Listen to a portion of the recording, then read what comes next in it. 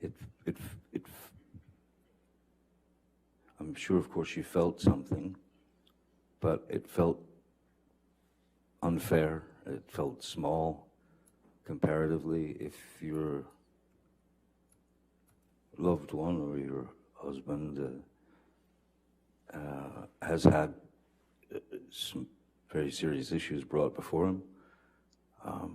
So when she engaged in her normal kind of banter of trying to poke at me and get me to react, I literally just got into bed.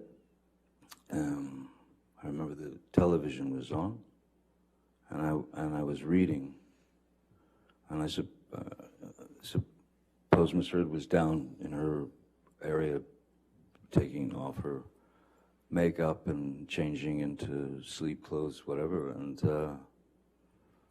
she entered the bedroom while I was laying on my side of the bed, reading, and she was still rattling off all the wrongs I'd done to her in that particular day, and how unreliable I am, and what a horrible person I was, and I did not engage verbally, nothing. I sat there or laid there reading my book, and when she didn't get a jump out of me or a jolt out of me, she got out of bed, she walked around the bed, she came to my side, and again, you've got a person who is throwing multiple shots at your face, at your head, at your neck, at anything she could hit. So I got up out of bed, and I grabbed her by the shoulders, and I sat her down on the bed.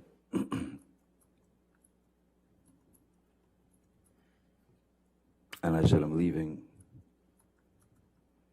Please don't get off the bed. Please don't follow me. Please don't try and stop me. I'm leaving. And she got up off the bed, and she squared off at me in the doorway of our bedroom. And I said, what do you want to do? Hit me again? Would you like to hit me again? And I said, go ahead, hit me. Bam. And then I just said, is that what you wanted? Would you like another? Bam. There's the second one. And I said, good, now you're done. Grabbed her by the shoulders, walked her to the bed, sat her down, and said, don't follow me. Leave me alone. I'm out. I'm gone. I went, I grabbed a few things, and I got out immediately, and I went to my other house on Sweetser. As Ms. Heard she was leaving the following day for Coachella, which is Coachella's like it's a big event, a concert, many bands, and out in the desert. She and her friends were going to Coachella for the weekend, and that was it. That was it. Mr. Depp, after April 21st, 2016, when was the next time that you actually saw Ms. Heard in person? I left Miss Heard, I left Penthouse 3. I left at 4:30 in the morning. It was actually her birthday. It was about 4:30 in the morning, April 22nd. and that's when I left. And from that moment on, I did not see Ms. Heard until May 21st. And why was that?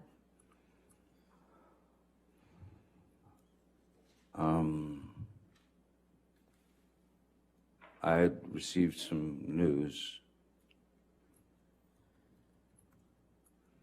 that was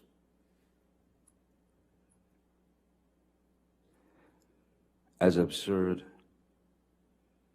and grotesque and cruel. And then I was shown a picture of what the problem was. I had gone to Mr. Bett and said, she's at Coachella. I think it's a good time to go downtown so that I can get some of my things, you know, and get them out of there, especially the things that were precious to me, you know, children things from friends, Brando, Hunter, Thompson, whatever, things that were important to me. And he said, I don't think now's a good time to go. And I thought, it's the perfect time. She's not going to be home for 2 days. And then he showed me a photograph on his telephone of... Objection, Your Honor. Also, you're saying. It's a photograph, Your Honor. As being relayed to him by Mr. Bett. He says he looked at it on his phone. I'll overrule the objection as the photograph. What was the photograph of Mr. Depp?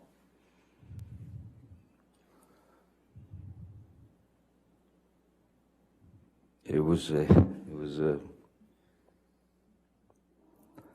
a photograph of the bed, our bed, and on my side of the bed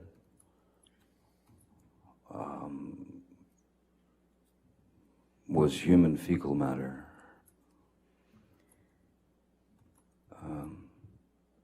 So I understood why it wasn't a good time to go down there.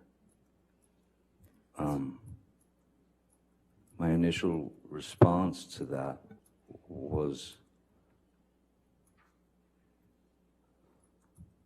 I laughed.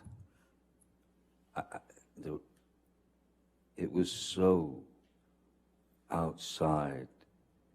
It was so bizarre and so grotesque that I could only laugh.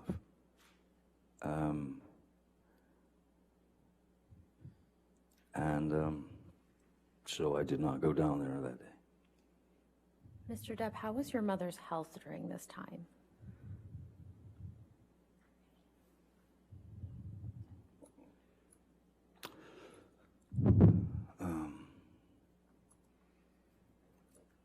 Not good at all. My mom was in Cedars-Sinai Hospital, and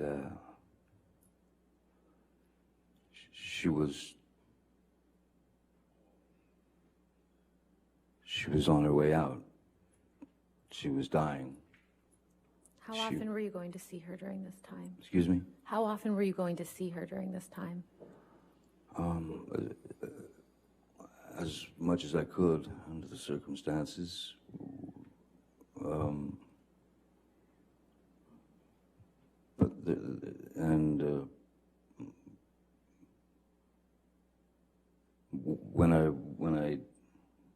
When I did go and get to see my mom,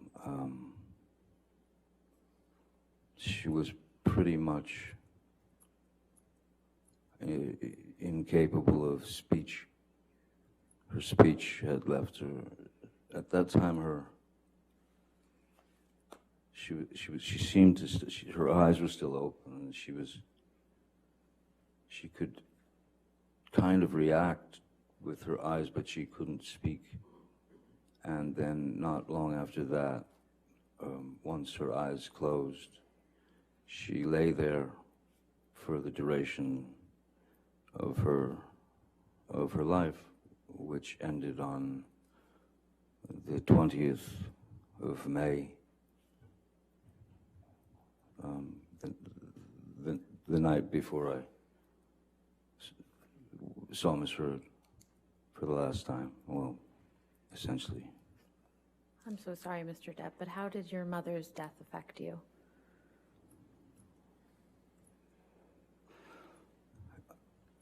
As it would anyone, I suppose. There was one thing that I couldn't fathom was, I brought my kids to see Betty Sue in the hospital, and at that time she was not functioning. She was not responsive. She was alive still. She was fighting still inside, but she was lying in the bed,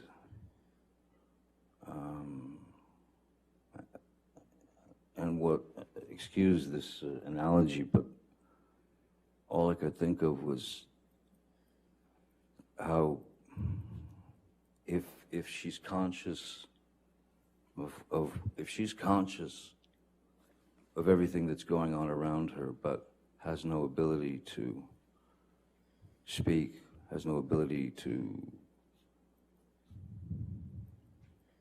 move.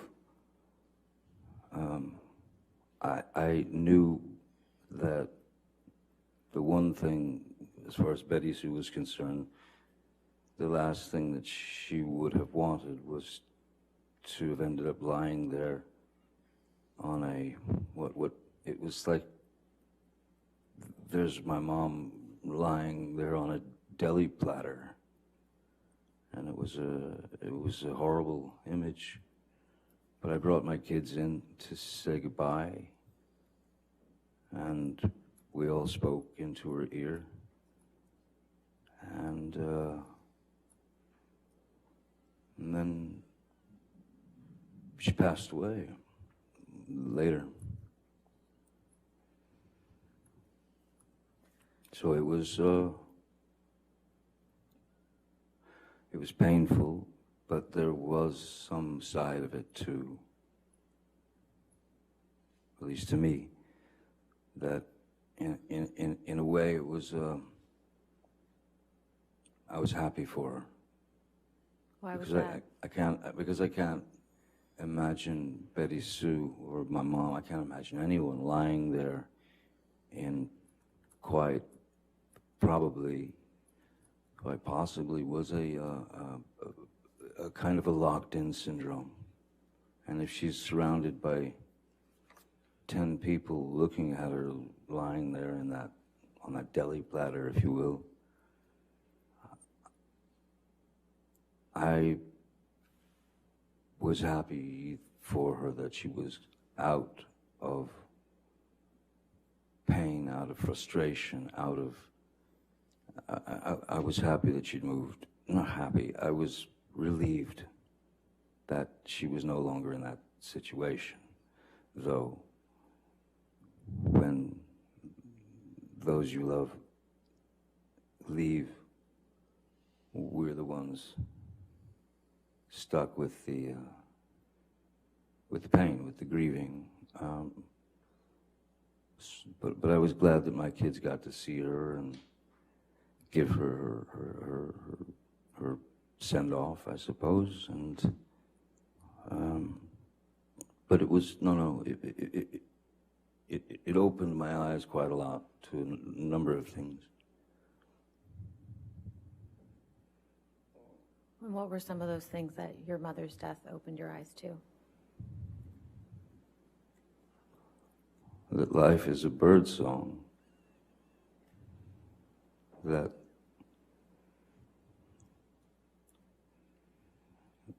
what feels like 100 years is in fact a second, millisecond. Nobody can count those things, you know. So I had made peace with Betty Sue because I understood where she came from, and I understood how difficult her childhood was, and I understood that she had not had the proper training or proper teaching or the proper background to be anything other than what she had been when we were younger. I forgave her for all that, as one would, should. So I was, it opened my eyes to the fact that yes, if you try in relationships, whether friendships, whether courtships, whether marriage, whether this, whether that, try your best to try.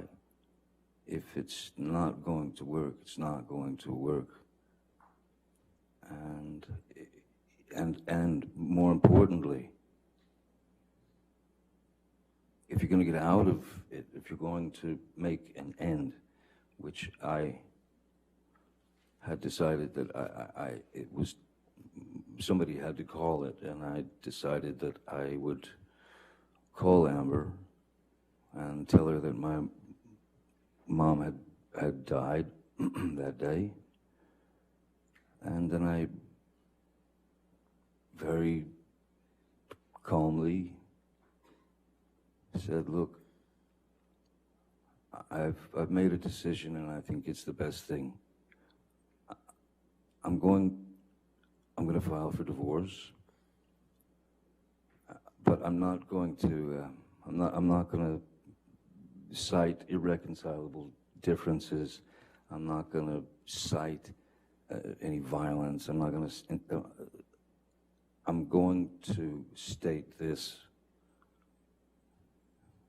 We simply, the two of us, we simply don't want to feel as though we have a collar around each other's neck and a leash attached to it, and then this piece of paper that proves that that's true. So what I thought was best was, we want to end this in love and take the idea of ownership of one another out of the picture. And that's how I approached Miss Heard with that. And So why did you go over to the penthouses on May 21st, 2016? Miss Heard had requested that I come over to have a talk, to explain. She wanted to explain things, and so I went there. And I also wanted to gather up some of those things, precious things that you live with. So I went over there to have a discussion, what I thought would be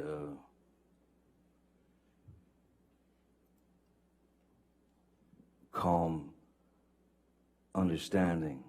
And I figured she understood as well as I did that there was no way back. And I also felt that she would understand that it was the best thing for both of us, and there were there was nothing there should have been nothing to fight over. It was clear. I told her that I would take care of her and all that, and then she started to, she was telling me about she brought up the situation of her fecal matter on the bed, and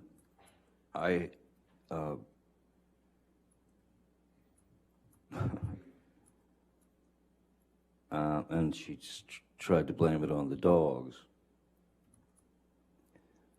But Why didn't you think it could have been the dogs?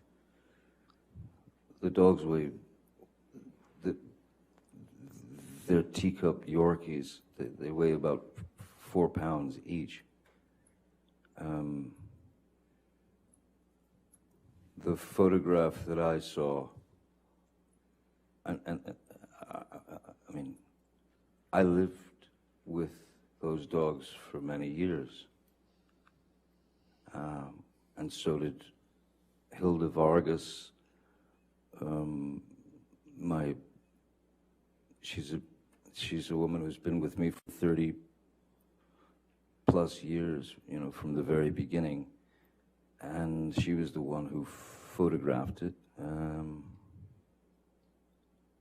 It was clear she knew the dogs as well as I did. And that was none of that did not come from a dog. That just didn't. Mr. Depp, could we back up a little bit? Who went over to the penthouses with you on May 21st? I went to the penthouses with Jerry Judge and Sean Bett. And I had asked them on the just in case, please pay particular attention and stay as close to the door, you know, stay at the door, or if you got a split, come back quick, you know, if they went down to the security shack or whatever it was, don't linger, get back, because if you hear anything, if you hear screaming, you got to get in there, so leave the door unlocked and spring in there if you hear something. Why did you want them to be able to get into the penthouse quickly if they heard anything? Just based on my past experiences with Ms. Heard, when you say something that she either didn't agree with or swore up and down that it was a complete falsity and there was something wrong with me, I'm crazy, and you know, the escalation. If anything was going to start to escalate, I did not want to be there. So I had them waiting by the door to get in there in case anything went down. So when you walked into the penthouse, what did you see?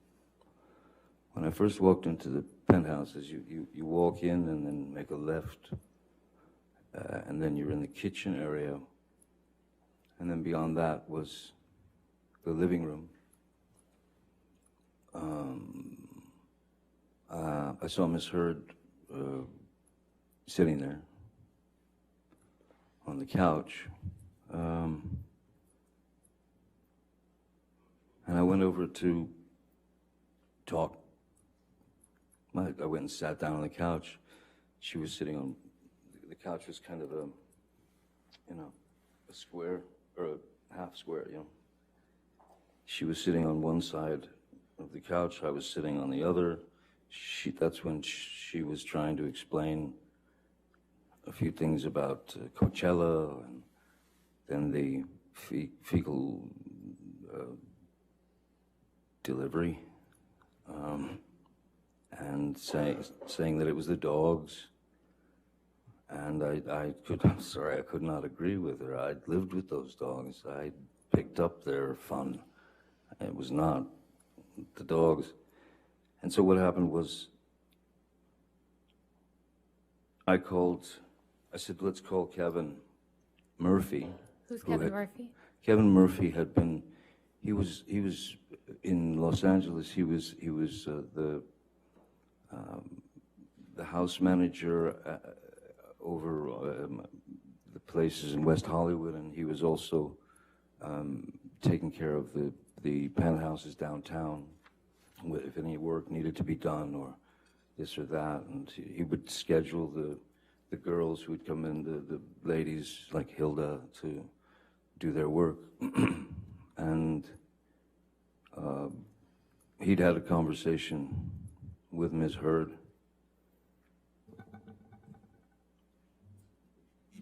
Hearsay, Your Honor.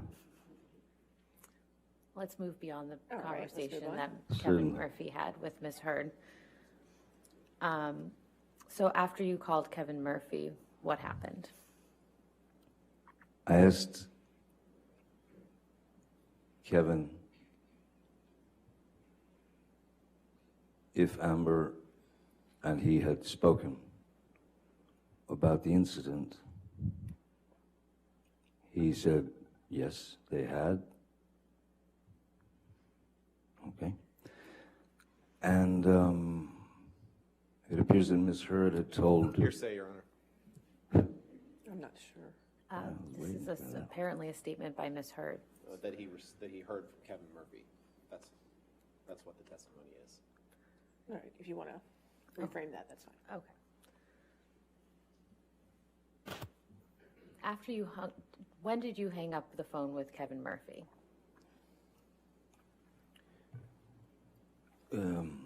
Right about the time that Ms. Heard was screaming obscenities at him and calling him a liar and that he was a scumbag. And I told her, I said, listen, don't speak to this man that way. Do not disrespect this man in that way. And then Kevin Murphy just hung up. And so at that point, she was riled, of course. And I went upstairs to gather belongings. When I came back downstairs, she was on the phone with Io Tillett Wright, and they were making a wonderful point of just how funny it was that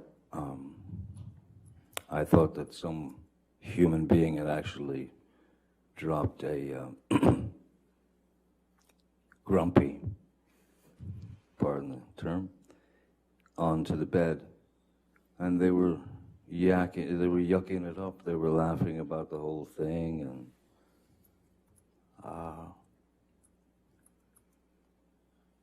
it was, you know, it was a tough couple of days, and I really didn't feel like I deserved that kind of treatment. And I went over and I said, let me talk to her. I grabbed the phone and I said to Io, you can have her now. She's yours. She's all yours. Right? And then I took the phone and I just bang like that onto that side of the couch was 8 feet long. The other side of the couch is about 6 feet long. I flopped it onto the couch, and I was walking towards the kitchen to exit, and then suddenly Rocky Pennington ran in to the penthouse and started, you know, leave her alone, Johnny, leave her alone. And I was by the refrigerator at this point. I was 20 feet away. Where was Ms. Heard at that time? She was still sitting on the couch.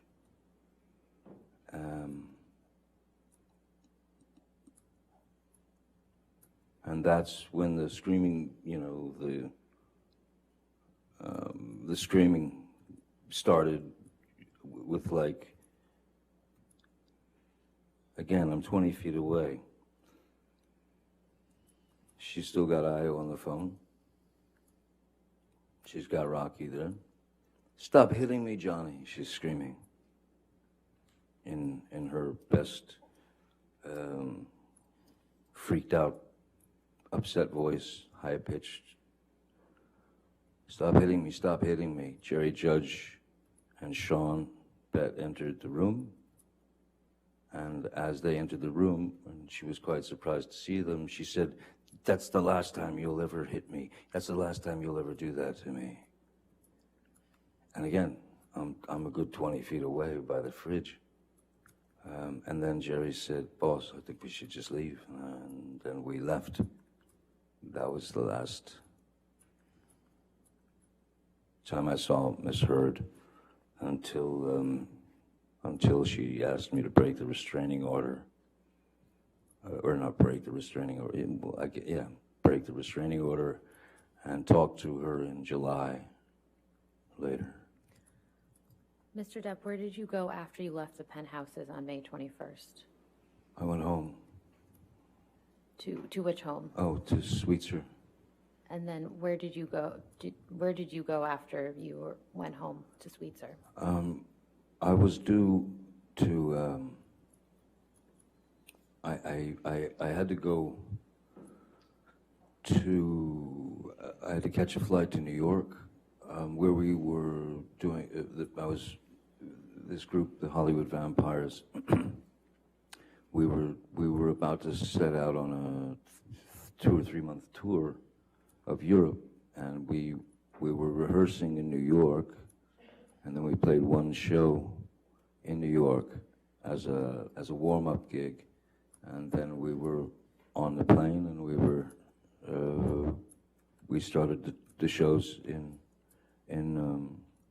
Europe, and I was on the road from then, which was May, through July, August or something. Ms. Myers, is this a good time to take our afternoon break? I was just going to Okay, suggest that. Thank you, good. Your Honor. All right, thank you. Let's go ahead and take our afternoon break, ladies and gentlemen. Please do not do any outside research and do not discuss the case. Thank you.